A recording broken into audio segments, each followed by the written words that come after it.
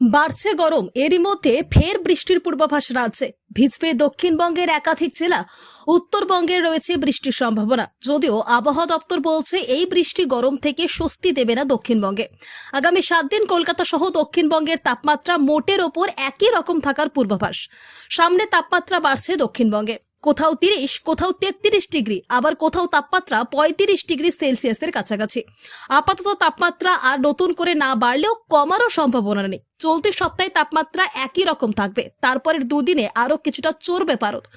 আগামী মঙ্গলবার পর্যন্ত সর্বোচ্চ তাপমাত্রার বিশেষ কোনো পরিবর্তন হবে না দক্ষিণবঙ্গে। তারপরের দুদিনে সর্বনিম্ন তাপমাত্রা 2 থেকে 3 ডিগ্রি পর্যন্ত বৃদ্ধি পেতে পারে, অর্থাৎ স্বাভাবিকের আরো উপরে পৌঁছে যাবে তাপমাত্রা।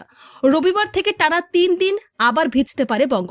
আবহাওয়া দপ্তরের পূর্বাভাস, রবিবার থেকে মঙ্গলবার পর্যন্ত দক্ষিণবঙ্গের বেশ কয়েকটি জেলার কিছু অংশ ভিজতে পারে।